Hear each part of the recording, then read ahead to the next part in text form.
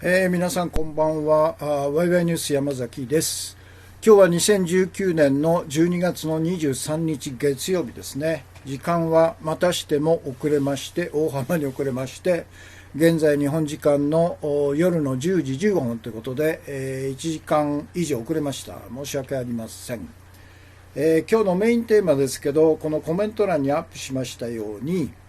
なぜ日本の国会には内閣総理大臣に個人に対する弾劾訴追決議も不信任決議も制度として存在しないのか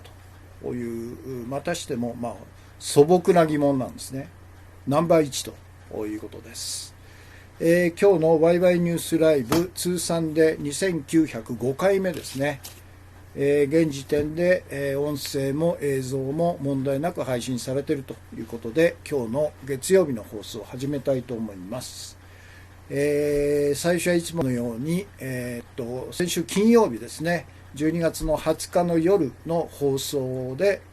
のメインテーマ、山本太郎氏の経済政策、山本のミックスは、安倍首相、黒田日銀総裁の経済政策、アベノミクスとどこが違うのかと、ナンバー1ですね。ということで、その、先週金曜日の放送はですね、なぜか60分で自動的に、遮断されたんですね。で、しょうがないんで、テイク2ということで、2つに分かれたんですね。ということで、この YouTube の映像も2つ分かれました。ナンバー1、経済政策とどこが違うのかというと、アベノミクス。これよく出てましたよね。三段跳びということで。で、これのですね、脇に小さく書いたんですけど、経済成長を、あれここじゃないか。こっちだ。ここですね。国内総生産 GDP 成長率 3% ですって。持続的な経済成長、富の拡大と。こういうことを謳ってるんですね。アベノミクス。7年前から始まったと。2013年の4月からですよね。それでナンバー2が山本太郎氏の政治はみんなで作るものと、消費税廃止、財政出動で人々の生活の底上げよというのが山本太郎氏の経済政策ですね。で、アベノミクスも三段跳びで、第1ステップは大胆な金融政策、第2ステップは機動的な財政政策、第3ステップは国民投資を喚起する成長戦略ということで、要するに国民を豊かにしますよという謳い文句だったんですね。だから山本氏の経済政策と非常に似てるんですよね。じゃあどこが違うのという話をしたと思うんですけど、これがあれですね、YouTube のあれで、そして現時点での視聴者数ですけど、ちょっと待ってください。最新のやつがですね、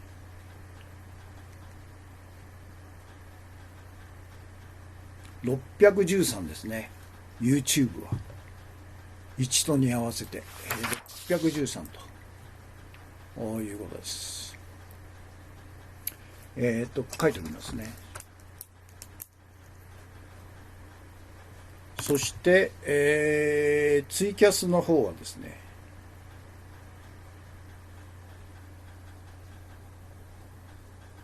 こっちじゃない。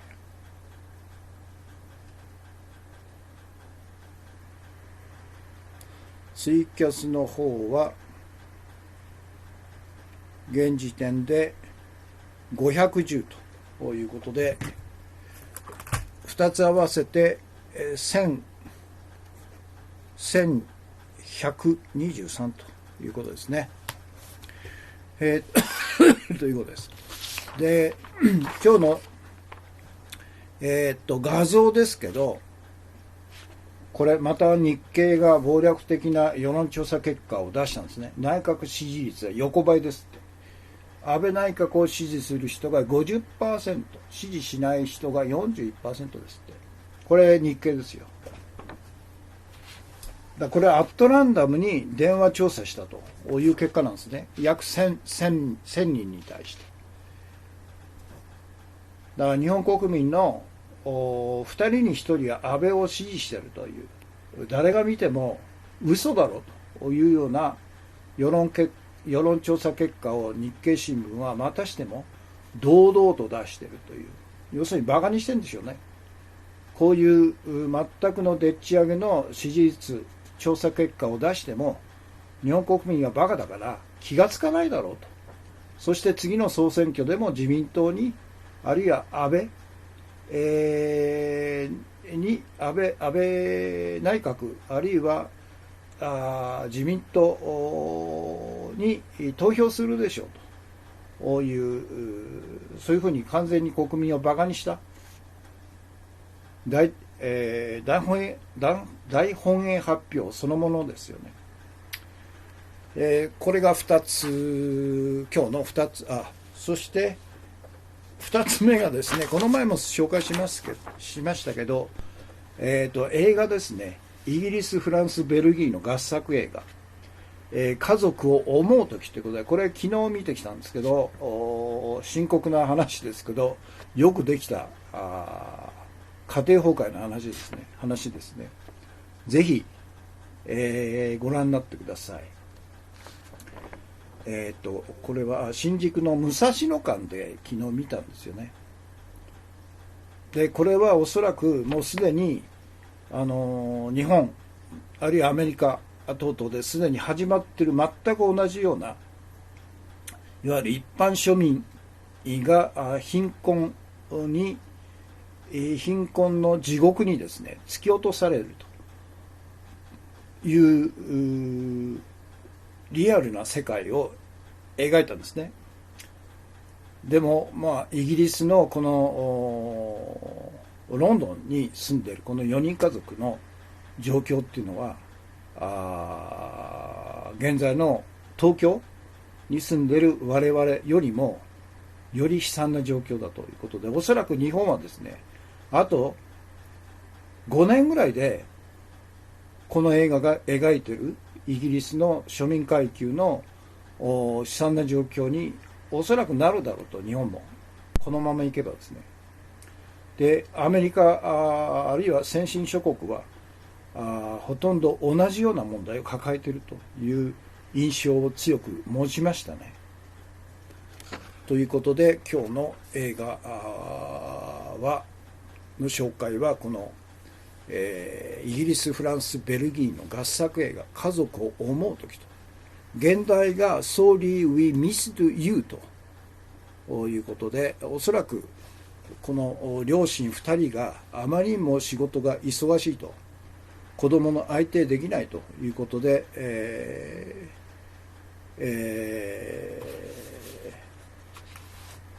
子供に対してお父さんお母さんは申し訳ないと、あなたたちを大事に思ってるんだけど十分に一緒にいてあげられないよという現代だと思うんですけどね。ということです。何でしたっけ。この映画では貧困の問題、そして、いわゆるフランチャイズシステムの中で、個人営業者ですね、個人企業者として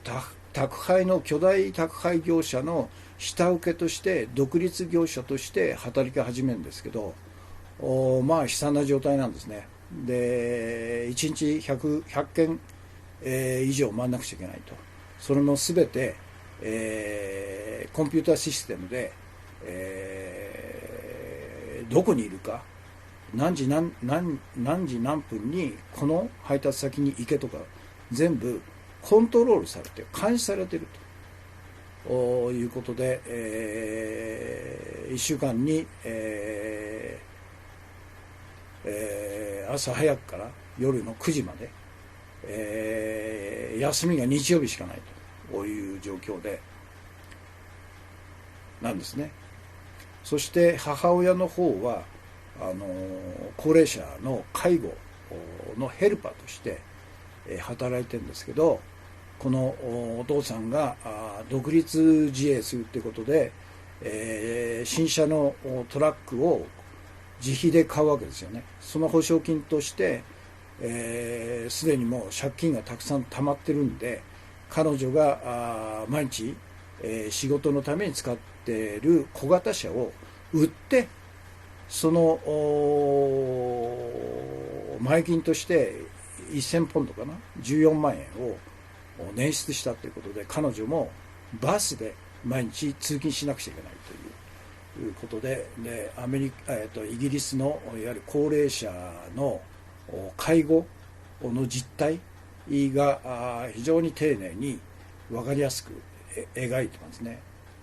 そして、彼が配達中に3人組の若者に襲われて、配達のパスポートなんか取られるんですよね。そして大怪我をするということで、病院に行くんですけど、たくさんの人が長時間待たされるというイギリスの抱えているいわゆる、医療制度がほぼ破綻しているということがよくわかりますよね。ということで、この映画は結末が非常に暗いんですけど、現実を容赦なくイギリス社会のいわゆる一般庶民が直面しているさまざまな問題をこれでもかこれでもかという隠すことなく暴露しているという映画ですよね。K さんが予告編の URL を貼り付けてくれましたね。から翔さんがコンティニューコインが2枚、キララカットさんがお茶爆テント、砂ずきんさんコンティニューコインから砂ずきんさんがいつものように初めて、ご覧の方へということで、山崎氏のキャスは一言一行コメントが集団話し行為があってから禁止と。このキャスの目的は情報の共有拡散、ご賛同ならツイッター連携で拡散共有お願いしますということですね。それで砂ずきんさんが今日のメインテーマをリツイートしてくれました。なぜ日本の国会には内閣総理大臣個人に対する弾劾訴追決議も不信任決議も原則として制度として存在しないのかと。から初耳さんがコンティニューコインが2枚ですね。から K さん今日のメインテーマにリツイートしてくれました。初耳さんがコンティニューコインが1234全部で6枚ですね。ありがとうございます。発信ありがとうございます。から初耳さんが今日のメインテーマをリツイートしてくれました。 K さんがコンティニューコインと。そして今日の放送の前、砂ずきんさんマドリッドの気候大惨事とマスコミに載らない海外記事と12月23日今日付けですね。それからイラン砂ずきんさん、不穏状態をめぐる地政学と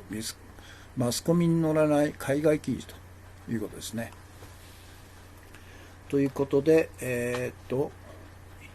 今まで取り上げたところをアップします。表紙ですね。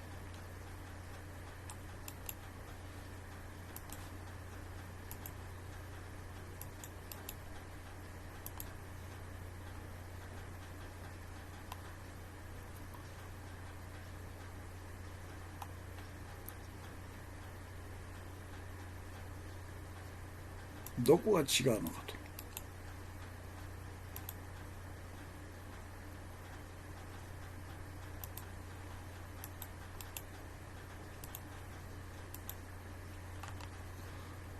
それから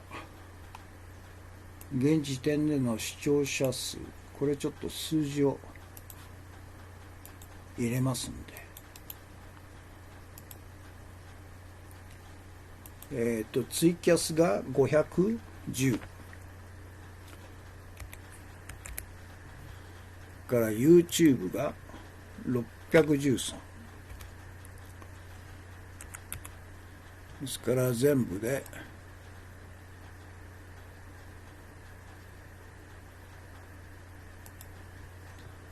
1113、こ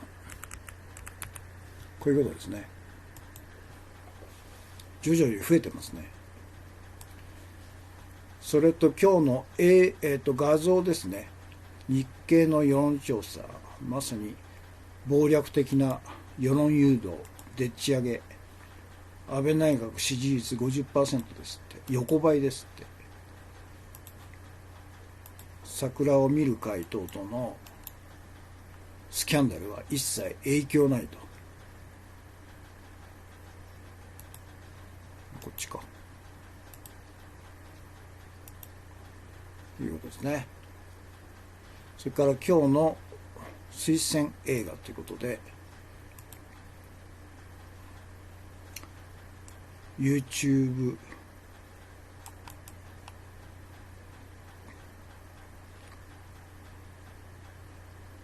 今日の推奨映画、これですね。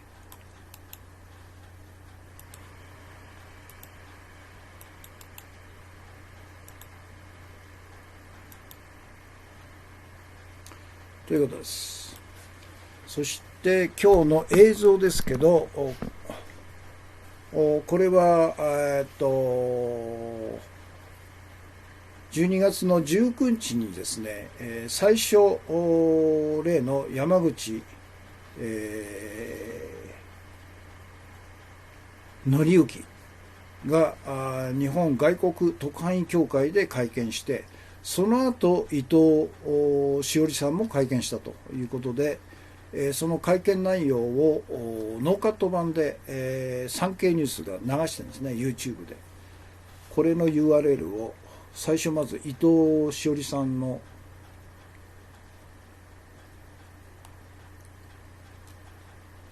ノーカット版ですね。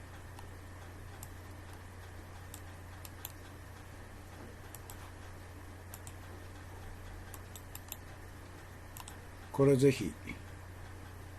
ご覧ください。マイナス7ということは YouTube の URL を切り取ってこっちの方に、それから山口、彼の英語見たけど、本当ワシントン支局長やってる、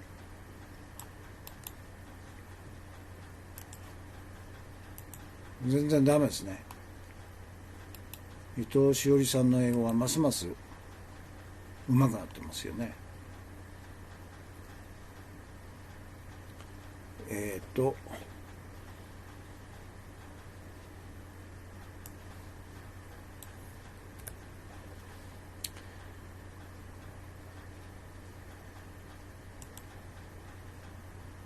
っちじゃない。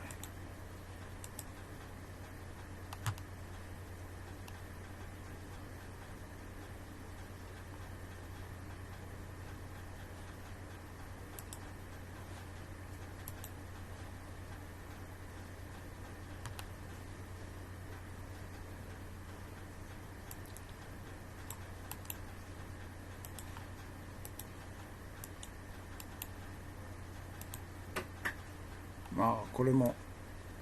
URL 長すぎてはみ出ました。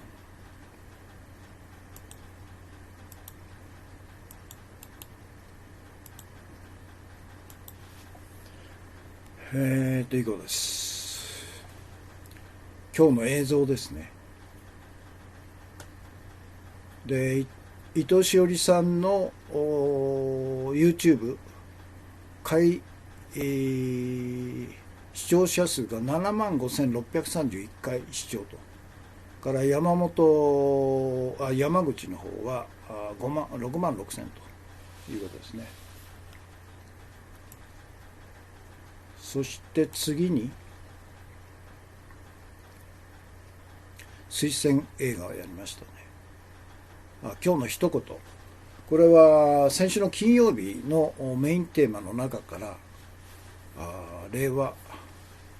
サンダーヘチさんですね。こんばんはということですね。先週の金曜日のメインテーマ、山本太郎氏の経済政策、山本のミックスは安倍首相、黒田日銀総裁の経済政策、アベノミクスとどう違うのかと。この中から、私の言葉を今日の一言で、取り上げたんですね。1、2、3、4、5、6。で、1、山本太郎氏の経済政策、山本のミックスを政府と日銀と民間銀行による三位一体の国民資産横領システムをそのままにして実施すれば、アベノミクスと同じ結果になることは確実だと。こういうことなんね。だからそうなんですよ。いくら山本太郎氏が次の総選挙で、首相になると言っても、民主党政権の政権交代の時と同じように、いわゆるこの三位一体の国民資産横領のシステム、非常に巧妙に作られた。これをそのままにしていれば結果は同じと。彼らはそれを見越してるんですよね。で、すなわちアベノミクスと同じように、山本のミックスは国民資産が実体経済に使われなくなっちゃうと。で、金融経済に使われると。そのようなシステムになっちゃってるんですよね。金融経済に使われるようなシステムになっちゃったんですね。で、その結果、一般庶民と中小零細企業がますます貧しくなると。で、逆に銀行と大企業と富裕層がますます豊かになるというアベノミクスと同じ結果になると。で、すなわちアベノミクスと同じように金融経済がますます膨張して、実体経済をますます破壊すると。で、最後には第3次世界大戦、核戦争、あるいは地球温暖化とか地球大変動による地球環境破壊によって人類が滅亡する危険に、危険をもたらすんだということなんですね。ですから山本太郎氏が山本のミックスで最初にすべきことは、この三位一体の国民資産横領システムの元凶である政府と日銀と民間銀行が独占する信用創造特権を剥奪すると。そのことをしないで、新規国債を増発して、実体経済の方に回すんだというふうにいくら実行しようとしても、システムがそういうふうになってないんですよね。で、そして政府と日銀と民間銀行による三位一体の国民資産横領システムを解体して、既存の組織と人員を新政権から排除することが必要なんだということなんだ。そうすれば国民資産は大企業や富裕層や金融経済ではなく、一般庶民、中小零細企業と実体経済のみ使われるようになると。で、その結果、我々の社会は超金融資本主義の段階から共有共生人間資本主義の新しい段階に移行できるんだと。そういうことなんですね。これは非常に大事なことだと思うんですね。キーワード3、みんな石井幸喜氏のような最後を遂げたくないでしょう。魂を売ったやつばかりということですかね。だから一番肝心なことは言わないということなんでしょうね。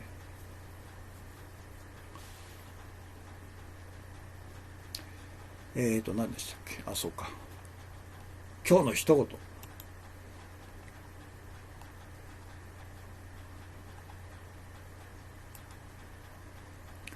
これは金曜日のメインテーマからの抜粋なんですね。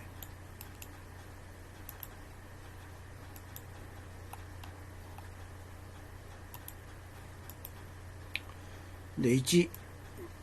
山本のミックスをこの三位一体の国民資産オイルシステムをそのままにして実施すれば、アベノミクスと同じように実体経済には使われず、金融経済、金持ち、大企業、銀行に使われるようになって、結局アベノミクスと同じようになっちゃうよ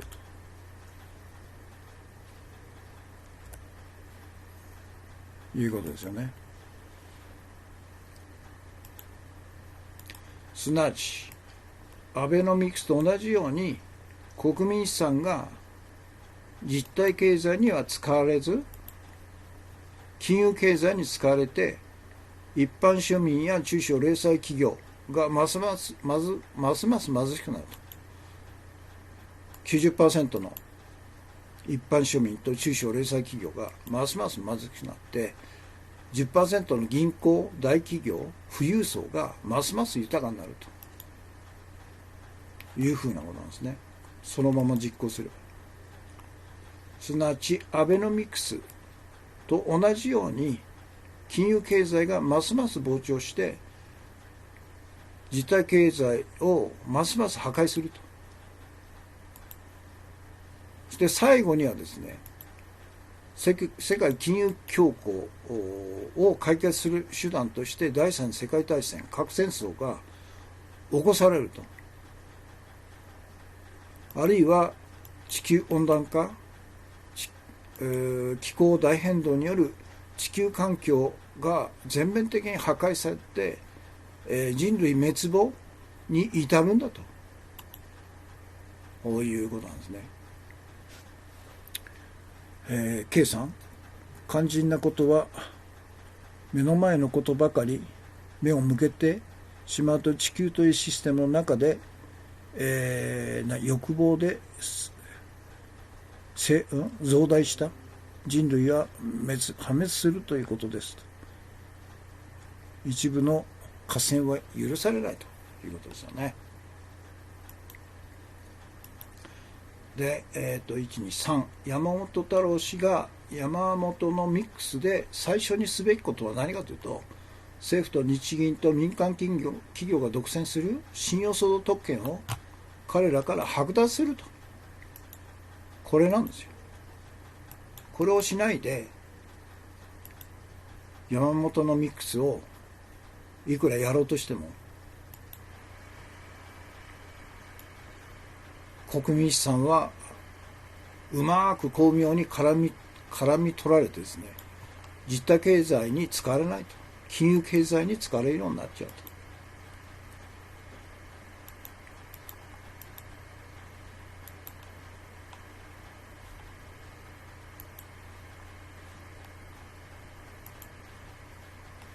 ということですよね。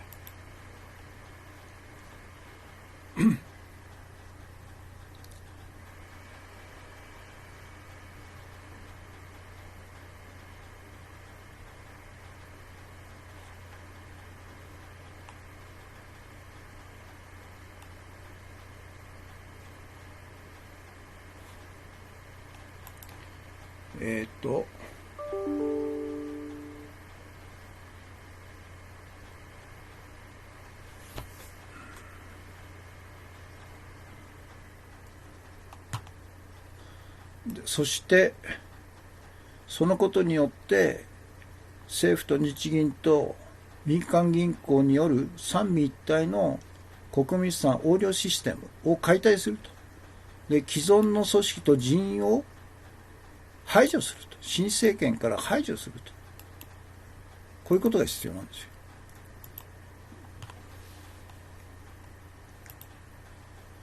で、そうすれば国民資産は大企業や富裕層や金融経済ではなく、一般庶民、中小零細企業と実体経済にのみ使われるいうことなんね。で、我々の社会は超金融資本主義の段階から共有共生人間資本主義の新しい段階に移行できるんだと。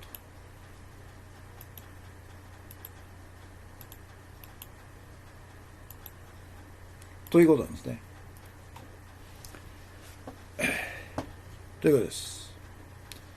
で、次に今日の注目情報ですが、これ日刊現代の非常にいい記事だと思うんですけど、安い米国牛乳とホルモン依存性がん急増の因果関係はということで、ノンフィクション作家の奥野修二という人が書いたですね。12月の20日付ですね。ちょっと長くないんで読みますね。日本のスーパーに並ぶ米国牛乳という。安いのはありがたいが、その代わり残留エストロゲン、女性ホルモンの濃度がむちゃくちゃ高いという話をしてきたと。国産和牛に比べて赤身で600倍ですって、脂肪で140倍もあったとの北海道大学遺伝子病制御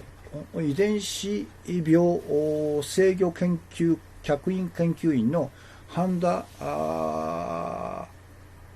康医師らによる論文を紹介したが、それではその牛肉を食べると体はどうなるのかと。あるがん研究者はこう指摘したと。同じ日本人でも米国に移住することで卵巣がんと乳がんと子宮がん、子宮内腺がんのような女性ホルモンに起因するがんが増えるのですと。どこに違いがあるのか、これまで謎とされていましたが、考えられるとしたら食事くらいしかないですねと。つまりアメリカ人と同じような食事を続けていると、日本人は乳がんなどホルモン依存性がんになりやすいとの疑いがあるというんだと。かつて乳がんの発症率を日本人が1とすれば、アメリカ在住白人は 2.5 もあったが、最近は 1.3 に近づいていると言われていると。同じ日本人でもハワイに移住した日本人は白人の発症率に近づくというデータもあると。これは明らかに食事を中心とした環境が関係していることを伺わせると。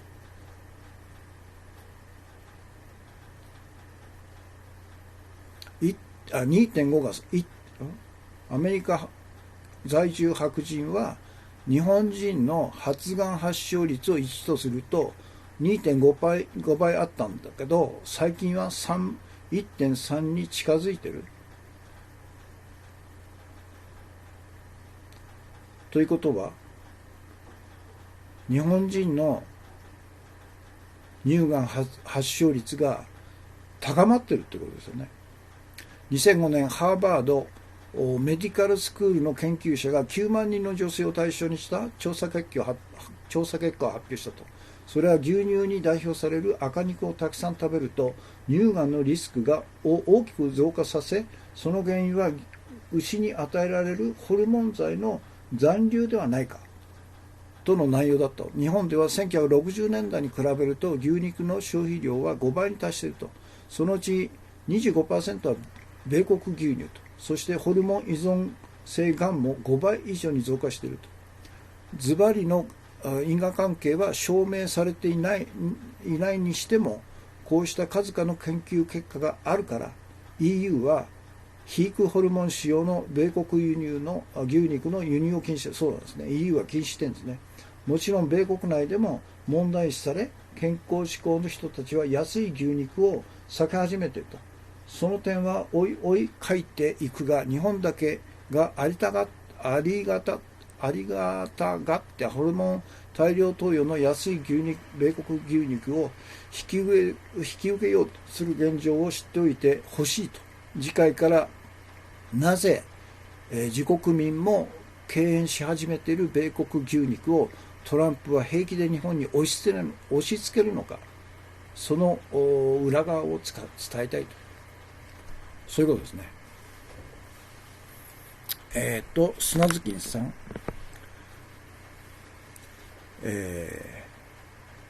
これなんだろう、竹中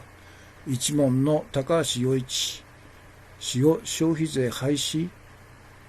議員令の行使に呼んだことが原因の一つかもしれませんと。ないところから取るな、あるところから取れがモットーだったはずと。簡単なことが消費税以前の所得税、法人税に戻すことだということですか。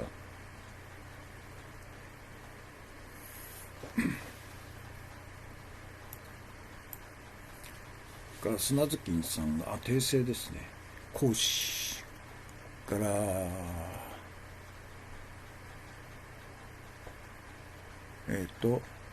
ヒーローさんコンティニューコインですね。ということで今日のそっか、注目情報で、これは非常に重要な指摘ですよね、これね。だから吉野家の牛丼なんていうのはやばいんですね。ほとんど米国産ですからね。本当最近スーパーの牛肉のでっかい塊っていうのは今まではなんか霜降りの和牛の肉がほとんどだったんですけど、最近はもうそれが高すぎて売れないんで、安い米国のステーキ用の牛肉がずらっと並んでますね。やばいですね、これね。 EU は禁止してるんですよ。安倍はトランプの要請によって大量に買うという約束したんでしょ。とんでもないやつだな、あいつは。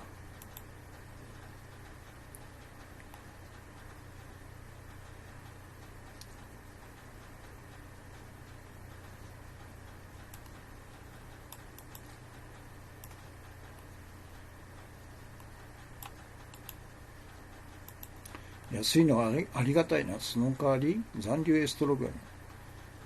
ン、女性ホルモンの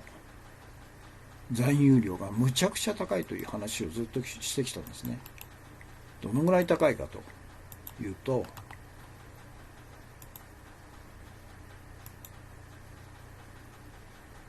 和牛に比べて赤身で600倍、脂肪で140倍もあったと。すごいですね。だから成長ホルモンなんですね。女性ホルモンをわざわざ飼料の中に混ぜて早く出荷できるようにするというのがアメリカの大量生産、牛肉生産システムでしょ。狂牛病か、危険部位、狂牛病も心配ということですね。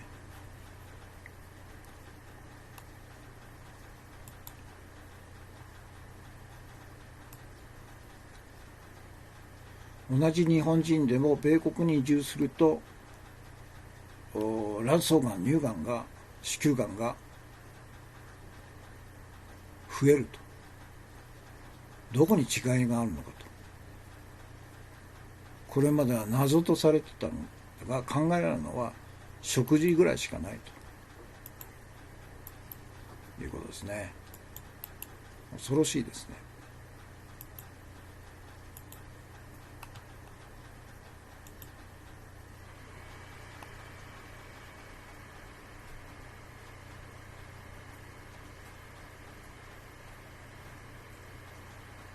日本では60年代に比べると牛肉の消費量は5倍達してと。そのうち 25% の米国と。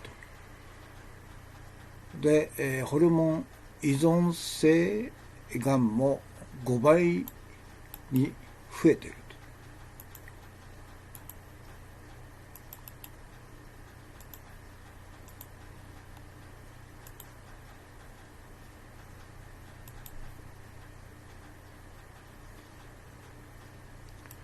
ズバリの因果関係は証明されていないが、こういった数々の研究結果があるから EU は飼育ホルモン使用の牛肉、米国産牛肉の輸入は禁止しているということですね。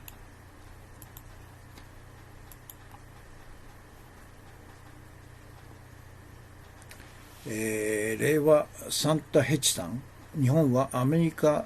が他国に売れなくなったそうですよ。 EU に売れないから日本に押し付けてると。食品やその他の商品を廃棄販売するため米国になり果ててますが、皆さん理解されてるでしょうか。だから自分の身は自分で守らなくちゃいけないということですよね。オージービーフも遺伝子組み換え成長ホルモンを使っているので、日本人はもっと食べていると。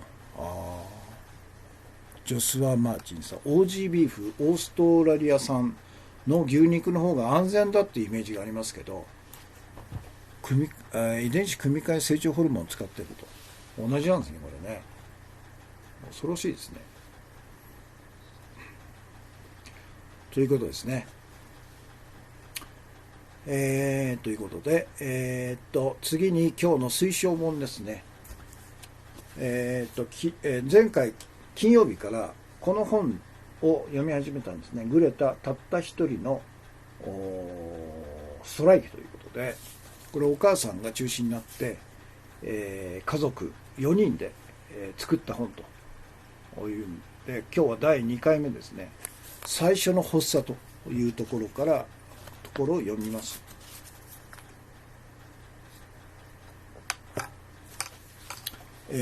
最初の発作。秋も深まってきた2014年9月、3週目の末、私は仕事でアルティベラーグ薬中ストックホルムにある総合芸術会館に行くことになっていたと。で、お母さんはあれなんですね、有名なオペラ歌手なんですよね、スウェーデンの。でも今大事なのは菓子パンを焼くこと。4人のために、家族全員のために菓子パンを焼く。これはきっとうまくいくはずだと。かつてのようにのんびりリラックスしてパンを焼く。そうすれば以前のようにグレタは食べられるはずだ。そうすれば何もかもうまくいき、問題は解決されるはずだと。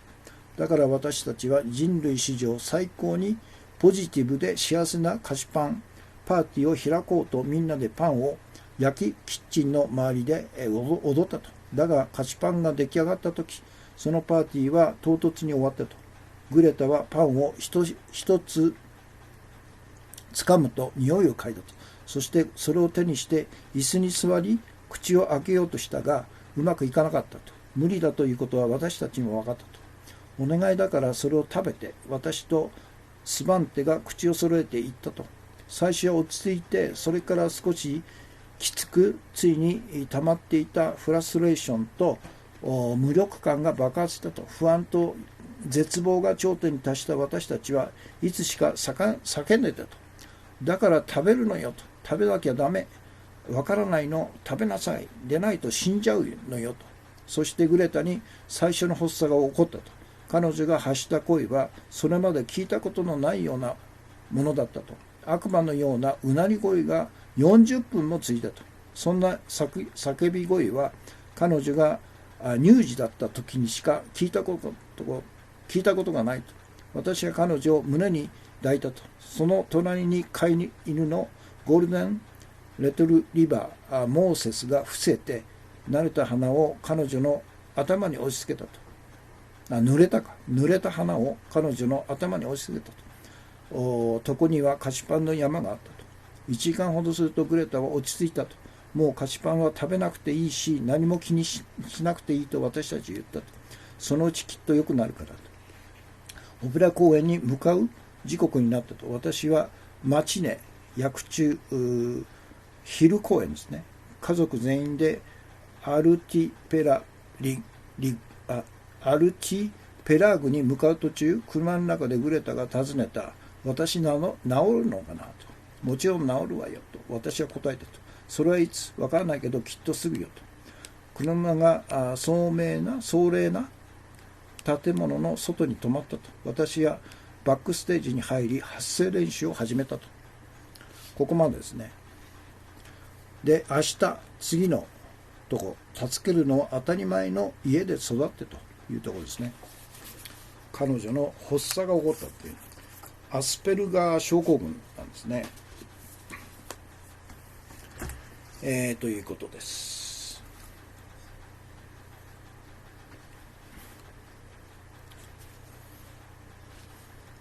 砂ずきんさん、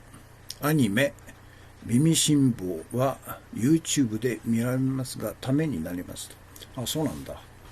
かなりバッシングされたんですよね。耳辛抱。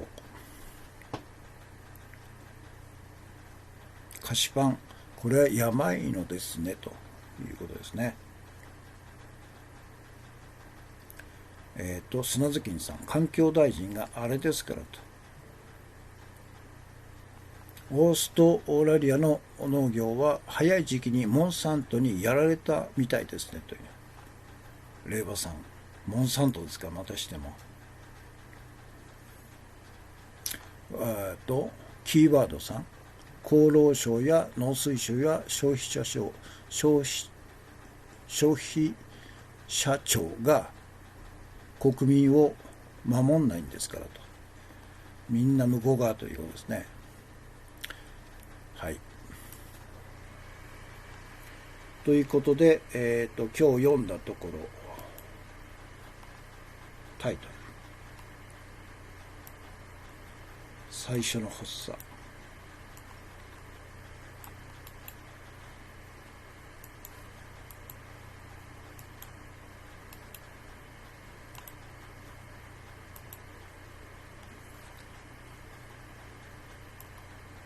これですね。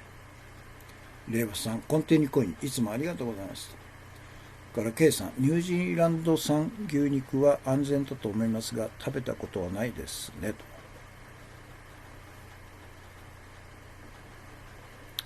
おいしんぼか。ビビしんぼじゃないんだ。失礼しました。おいしんぼでした。ということで、今日の推奨本の朗読が終わったところで、今日のメインテーマですね。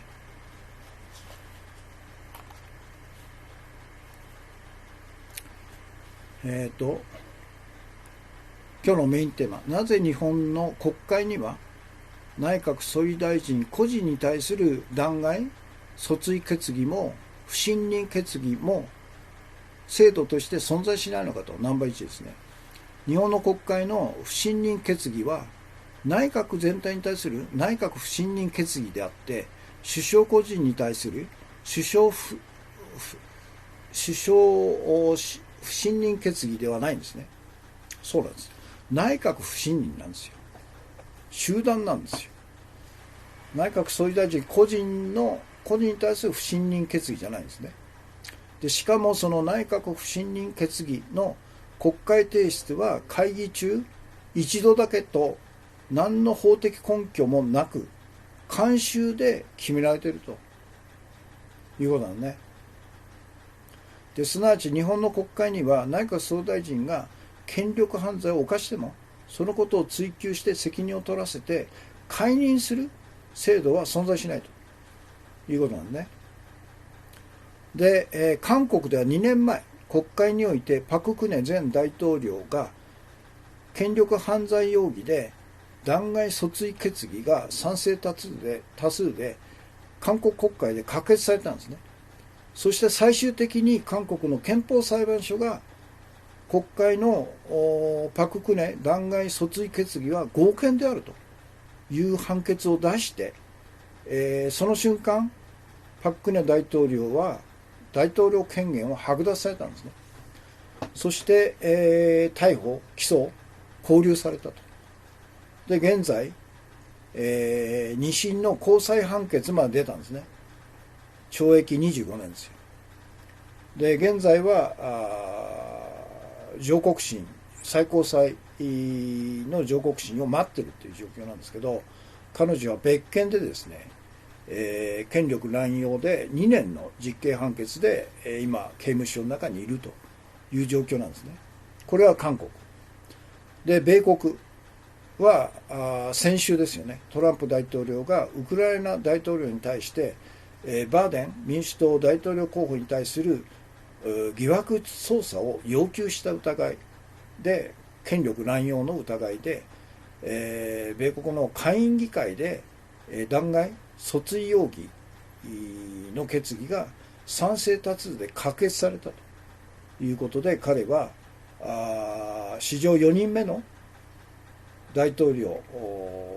弾劾訴追された大統領となって、上院でのいわゆる裁判ですよねが予定されてるんですね。だから韓国においても米国においても、あるいはいわゆる他の先進諸国においても、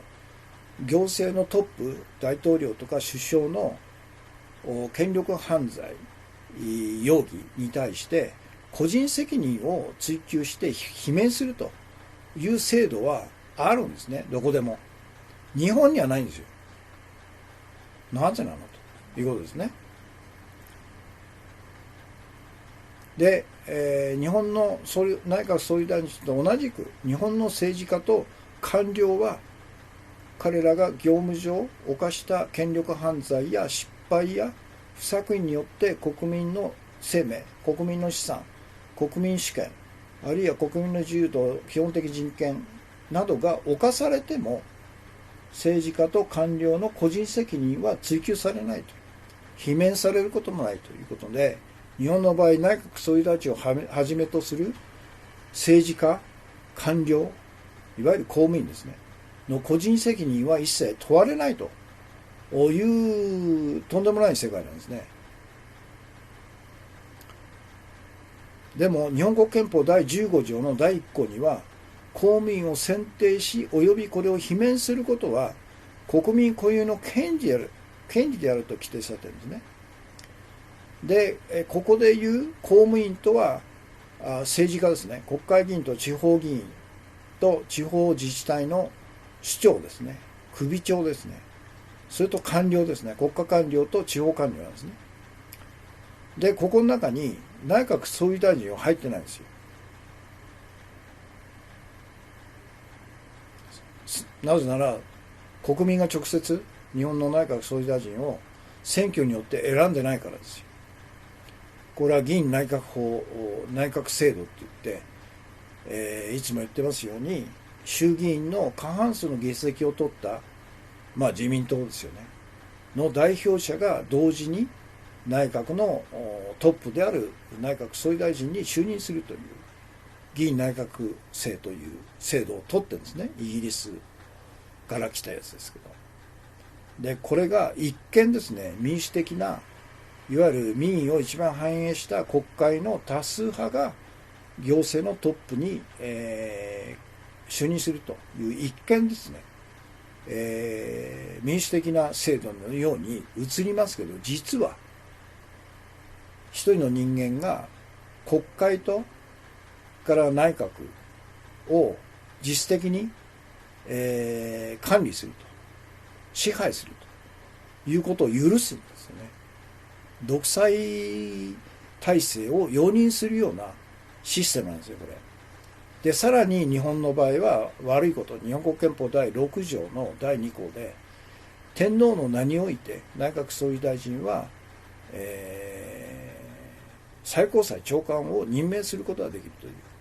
ということは、日本の内閣総理大臣というのは、国会と内閣とから最高裁を独裁的に支配管理する体制になっちゃってると。だから安倍みたいなとんでもないやつが7年間も独裁体制を続けられるというもともとの元凶がこれなんですよね。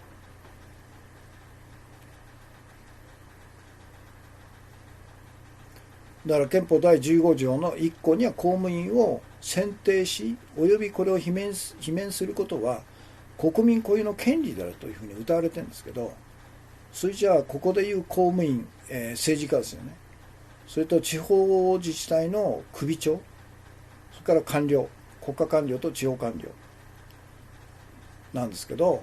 この議員を選定するってことは4年に一度の国政選挙があると、衆議院でも実際はこれもインチキで、内閣総理大臣に衆議院の解散権があるという大嘘をついてですね、衆議院の解散権は首相の固有権利である、固有な権利であるという全くの大嘘をつくと。それはそれから日本国憲法第7条と天皇の、国事行為という名のもとでですね、10項目ある国事行為の中で第2項と第3項だけが国政行為の文言に差し替えられているという GHQ が巧妙に差し替えた暴略的な日本国憲法第7条の2項と3項、これによってあたかも天皇の名において内閣総理大臣は国会を召集すると、あるいは衆議院を解散するというふうに文言を差し替えちゃったんですね。このことを誰も指摘しないと。それから憲法第41条においては国会は国権の最高機関であるというふうに謳ってるんですよね。ということは国会が一番上にあって、その下に内閣とから最高裁があるということですから、国会の下にある内閣のトップである内閣総理大臣が勝手に自分たちの都合のいい時に国会を解散する権利なんてないんですよね。で、事実日本国内には全部で1690の議会があるわけですよ。国政は衆議院と参議院、そして地方議会には村議会とか町議会とか区議会とか市議会とか県議会等々全部で1690なんですけど、衆議院以外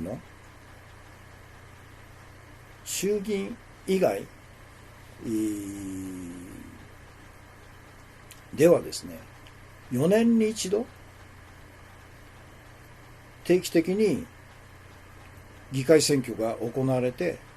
議員を選ぶと、あるいは首長を選ぶというふうになってるんですけど、唯一1689対1の割合で衆議院だけが直接内閣総理大臣を選ぶんじゃないんですよね。そのことを見ても、なんで衆議院だけが勝手に内閣総理大臣が自分の好きな時に議会を解散して総選挙をして、そうすれば誰でも勝てるわけですよね。野党が分裂するとか野党に金がないという時を狙って衆議院を解散すると、そうすれば自民党が常に勝つと、政権を取っている自民党があらゆる権力を動員すると、あるいは利権特権をばらまいて、関連企業、組織、宗教団体等々の集票を、集めると、票を集めるというインチキを持って歴代、自民党政権というのは日本の戦後70年以上にわたって2度の例外を除いて常に日本の政治を独占してきたということなんですね。だからこの日本国憲法第15条第1項に高らかに謳われていることで、それなりに守られているのは政治家を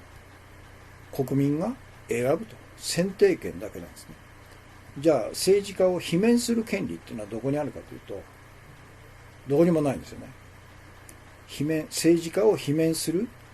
いわゆる具体的な手続きを規定した法律がないから、これは歴代自民党が作んなかったんですよ、自分たちを守るために。でさらに、官僚を選定する、あるいは罷免する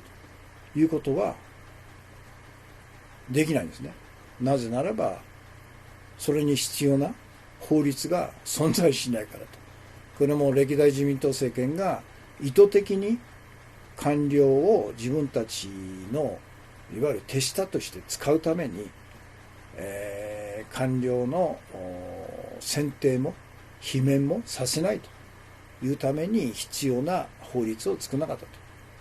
いうことで、これはもう歴代自民党政権による意図的な不作為なんですね。憲法15条の第1項が一切守られてないと。唯一政治家に対して国民が4年に一度選挙すると。あるいは参議院は3年に一度半分の参議院議員を選挙するということだけしか具体的な制度を作らなかったということですよね。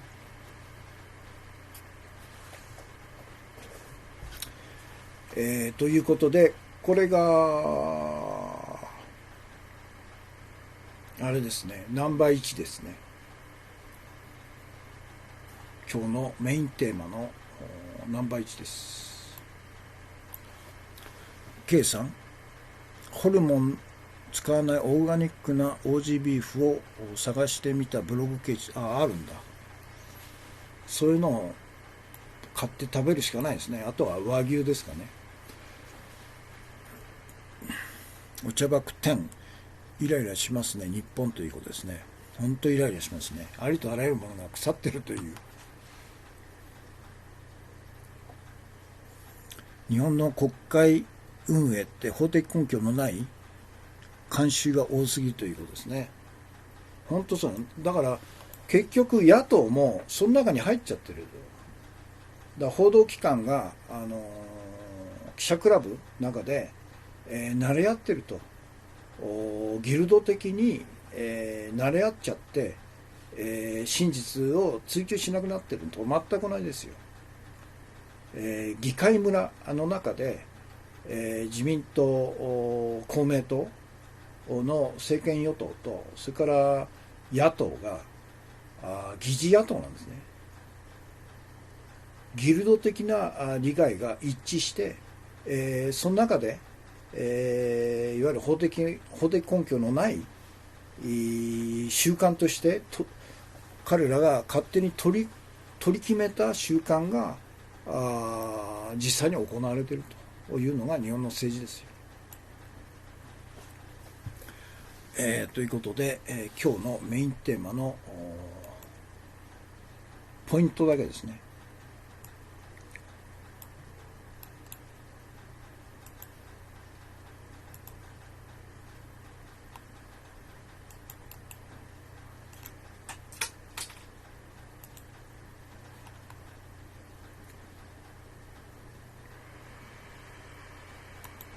なぜ内閣総理大臣に対する個人に対する不信任決議とか、あるいは首相不信任決議っていうのはないのか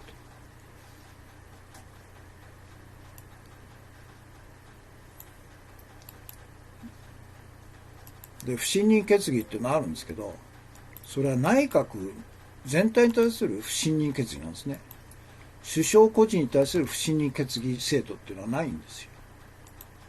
で、しかも内閣不信任決議っていうのは国会、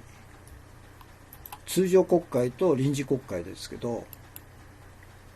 一度だけしか提案できないという何の法的根拠もない、いわゆる議会村で取り決めた慣習でやってるということですよね。のこのこさんですね。コンティニコインですね。ありがとうございます。ですなわち日本の国会には内閣総理大臣が権力犯罪を犯してもそのことを追及して、解任、責任を取らせて解任する権限はないと。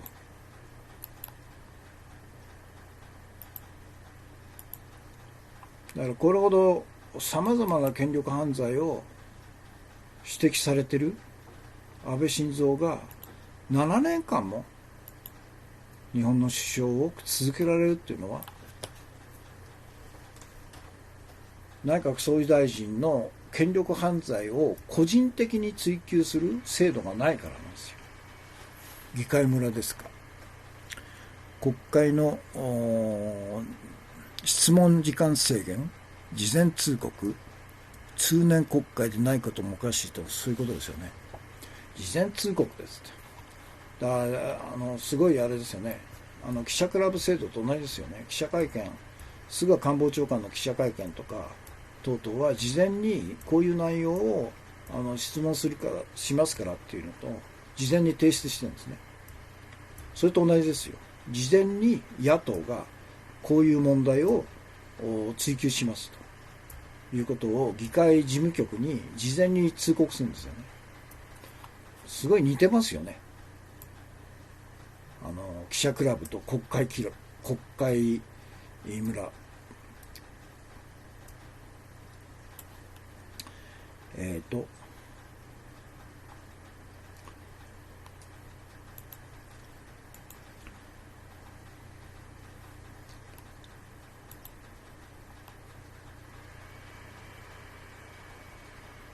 すなわちですね、日本の国会には内閣総理大臣が権力犯罪を犯してもそのことを追及して責任を取らせて解任する制度は存在しない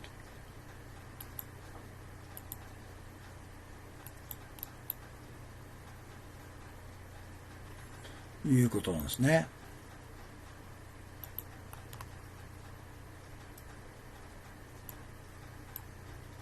全くプロレスと言われても否定できません。まさにプロレス、出来レースですよ、全部。で、韓国では2年前に国会においてパク・クネ前大統領が権力乱用容疑で、弾劾訴追決議が賛成多数で可決されたんですね。それで韓国の憲法裁判所、日本にはない、アメリカにもないと、イギリスにもないと、他の先進国はあるという、この憲法裁判所がこのパク・クネ前大統領に対する弾劾訴追決議は、国会の弾劾訴追決議は合憲であるという判決を出して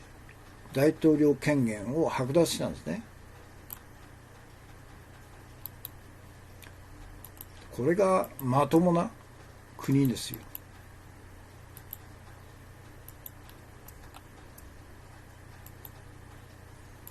それで、彼女は大統領権限を剥奪され、逮捕・起訴され、二審判決、高裁判決で懲役25年出されたんですね。ですからおそらく最高裁でも懲役25年になるだろうと。でも現在彼女は別の容疑、権力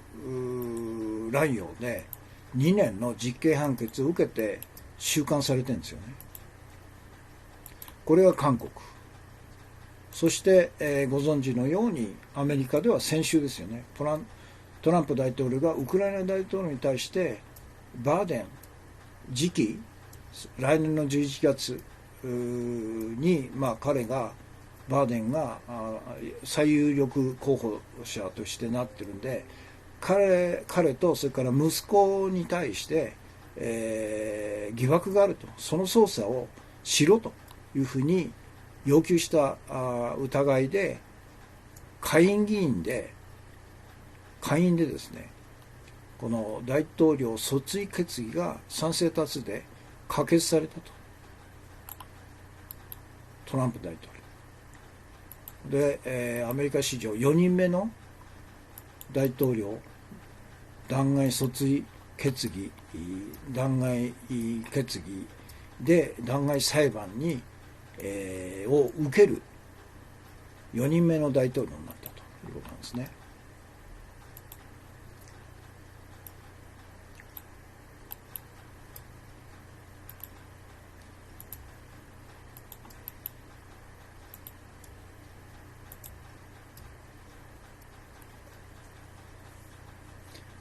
3人は、ジョンソンという戦前のあれですよね、大統領。なんか陸軍長官を罷免したことで、下院で、弾劾訴追決議を受けたということで、ただ上院で、否決されたんで、有罪にはならなかったということらしいんですね。ただ彼は次期大統領候補を逃したということなんですね。令和サンタヘッジさん、コンティニュー後ですね。ありがとうございます。そして2人目がジョンソン、ニクソンですね。有名なウォーターゲート事件で、彼は訴追決議が通る直前に辞めちゃったんですね。で3人目がクリントン大統領。これはセクハラで、おそらくハニートラップにはめられたんでしょうね。モニカなんとかというホワイトハウスの研修生とのいわゆる性交渉をやったということで、特別検察官に追及されて、下院では共和党が多数派で、通ったんですね。でも上院では否決されたということですよね。そして今回はトランプということで、おそらく下院で、弾劾されたけど上院は共和党が多数派なんで、20議席ぐらい、20議席共和党の議員が願いない限り取らないということで、彼は上院で無罪になるだろうと言われてるんですけど、これもおかしいんですよね。なぜかというと、本来だったらアメリカに憲法裁判所があれば、上院じゃなくて憲法裁判所が憲法に違反するかどうかという判断のみで判決を出すべきなんですよね。韓国みたいに。でも憲法裁判所がないという米国では、憲法裁判所の代わりに上院が3分の2以上の議席の賛成があると通すという変なルールになってるんですね。だから本来は司法で決裁を最終判断をすべきところを上院という議会がするということで、三権分立どころじゃないんですよね。議会が司法裁判をするというおかしな制度になっちゃってるんですね。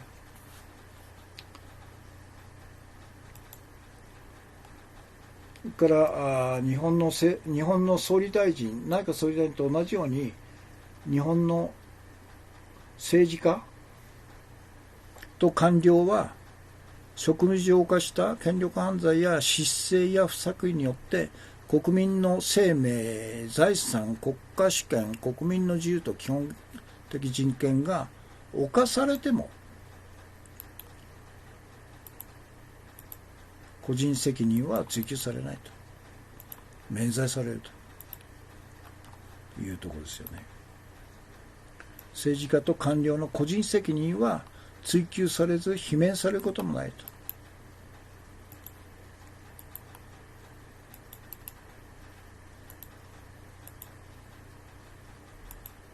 しかし日本国憲法第15条1項には、公務員を選定し及びこれを罷免することは国民固有の権利であると規定されていると。国の最高法規である日本国憲法の第15条1項にこう書いてあるんですよ。でここで言われている公務員とは政治家ですよね。国会議員と地方議員と地方自治体の首長と、それから官僚、国家官僚、地方官僚と、彼らを選定しかつ罷免することは国民固有の権利であると。でここで言われていることで唯一実現しているのは、政治家を4年一度の国政選挙、参議院は3年に一度半数と、から地方選挙によって国民が政治家を選定することだけが実現してるんですね。それも4年に一度ですよ。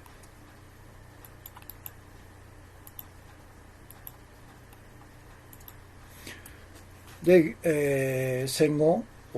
ずっとですね、衆議院の解散権は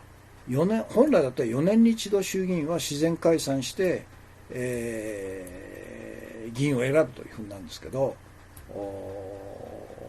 自民党内閣総理大臣が衆議院の解散権を持ってんだと、固有の権利だという大嘘をついて、そして憲法第7条の3項を盾にとって、内閣総理大臣が衆議院の解散権を持ってんだということで、常に自分たちに有利な時を狙って衆議院を解散して勝ってたというとんでもないことが起こったんですね。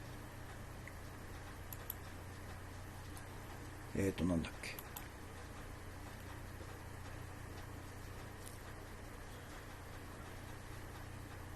政治家だけ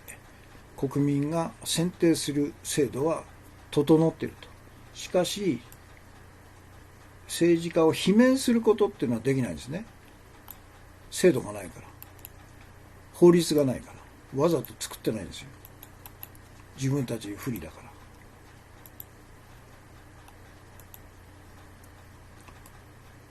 で、公務員は選定も罷免もどっちもできないと。なぜならばそれに必要な手続きを規定した法律が存在しないから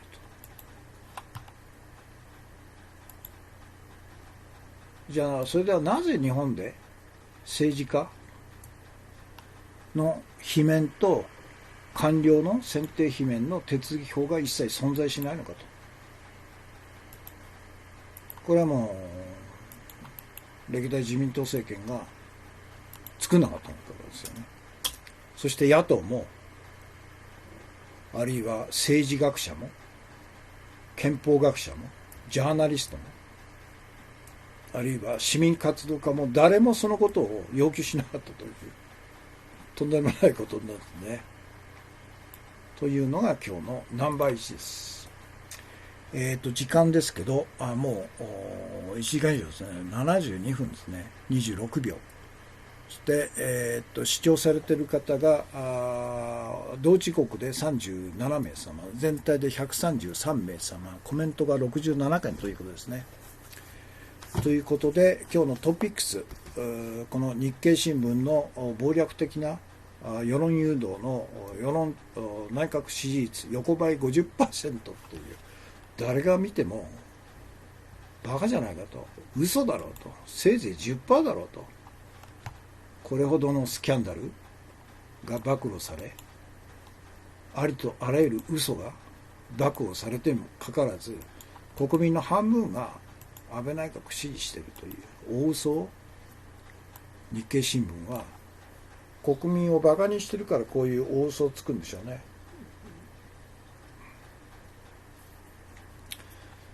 で、次、日刊現代、しおりさん重要発言と安倍首相に山口氏海外逃亡根回し疑惑ということで、そうなんですよ。山口紀之が海外のシンクタンクに、特別客員研究員として赴任してるんですよね。それを根回ししたのが安倍晋三で、これあれなんですよ。根回し、実際にこのシンクタンクとそうだから笹川平和財団という笹川日本財団ですよね。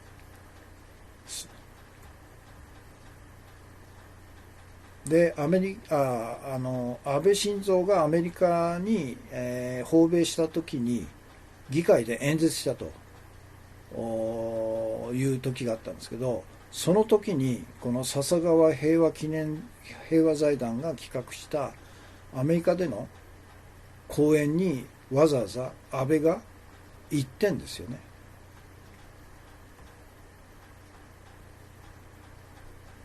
でこのこ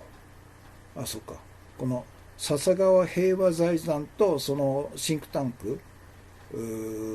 ワシントン DC にあるシンクタンクイーストウエストセンターが共同企画して、安倍晋三の講演会を企画したとでそのお礼として笹川財団の方からイーストウエストセンターに山口を客員研究員として受け入れてくれないかという打診をして、それで彼は1年か2年ワシントン DC の客員研究員になったという話を伊藤詩織さんが直接ですね、このシンクタンクの担当者から聞いたって言うんですね。それを記者会見で彼女は暴露したと。すごいあれですよね。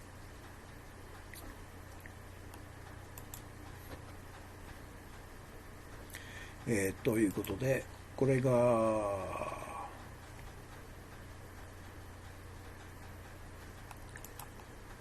日刊現代か、日刊現代の記事です。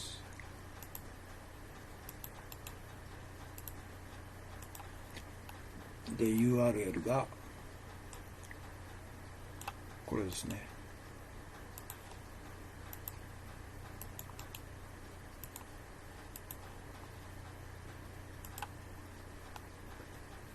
そして3つ目、これはあれだ、トランプだ。新たな証言が出てきたんですね。疑惑の電話会談から90分後にメール、ウクライナ支援の留保要求口止めをという AFP 日本語版。これは何かというと、例のトランプがウクライナ大統領に電話でですね、バイデン元副大統領とその息子の疑惑に関して、息子がなんか向こうの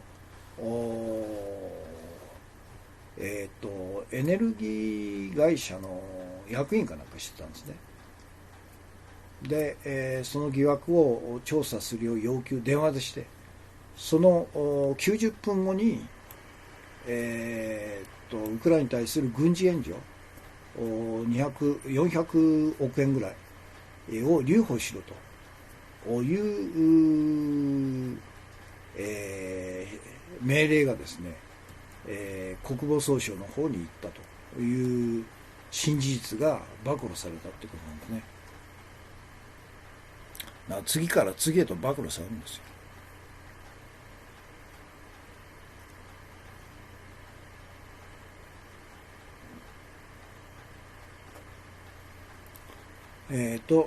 その次ですね。これ半行ですね。旧公衆刑務所の41人の合同葬の上に身元不明40人の遺体を発見ということで、これは公衆事件ですよ。1980年の。で、41人の名前が分かったいわゆる殺された市民41人の合同のお墓の上にですね、身元不明の別の40人の遺体が埋まってたという、なんかおどろおどろしい情報ですよね。これ半魚レ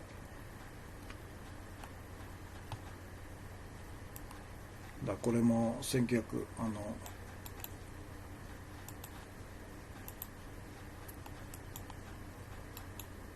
全都監のクーデターに反対して立ち上がった公衆市民に対しての武力弾圧で、おそらく1000名以上を殺してるんでしょうね。空挺部隊が。その犠牲者の一部が41人で名前が判明してるんですけど、その墓の上に40名の身元不明の新たな遺体が発見されたと、白骨が発見されたという凄まじいあれですよね。で、40名の新しい白骨の頭蓋骨はなんか大きな穴が開いてたっていうことらしいですね。それから韓国前法相の逮捕状請求ということで、ついに韓国の検察はチョ前法相ですよね、対する逮捕状請求を裁判所に行ったと、切り札を切ったんですね。でおそらく裁判所は逮捕状請求を受けて逮捕状を出して検察が逮捕するでしょうね。だからますます韓国の場合は検察改革がどうなるのかということですよね。そして最後、今日の重要情報、自民党秋元司衆議院議員の逮捕 X デーが目前にと、今日じゃなくて明日あたりじゃないですかね。今週中みたいですね。二階幹事長や菅官房長官も絡むカジノ疑惑に検察が踏み込む理由ということで、これリテラです。なかなかいい記事ですよ。で結局検察が狙ってるのは二階とか菅官房長官とか、最終的にはあれなんですね、安倍べったりで元の法務省の官房長をやってたなんだっけ、黒川博夢だ。現在は東京高検検事長へ昇進してるんですね。これに対する反発、検察内部で反発が起きて、それが爆発したんだろうというのがこのリテラの見立てですね。これ当たってるでしょうね。だから伊藤詩織さんのあれも検察が不起訴にしたということは、安倍晋三その意を受けて、菅官房長、そして菅の意を受けた黒川博夢という、これは悪いやつですよ。小沢一郎氏を追い込んだ国策捜査の時も、こいつは法務省の官房長官なんかした官房長してたんじゃないですか。それがもう出世して、次期の最高裁や最高検の検事総長になるんじゃないかと言われてるやつなんですけど、これに対する検察内部の反発がすごくて、それに、爆発したんだろうというふうに言われてると、それ見方は合ってるでしょうね。だから伊藤詩織さんの件で、警察が中村至警視庁の当時の刑事部長が直接高輪署の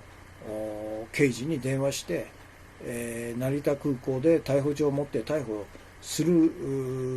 寸前のところをストップさせたと。そして、検察が不起訴にしたという一連の動きは、検察のルートというのはこの黒川博夢ですよ、キーパーソンが。これに対する反発だという、これ記事ですよね。まあ当たってるでしょうね。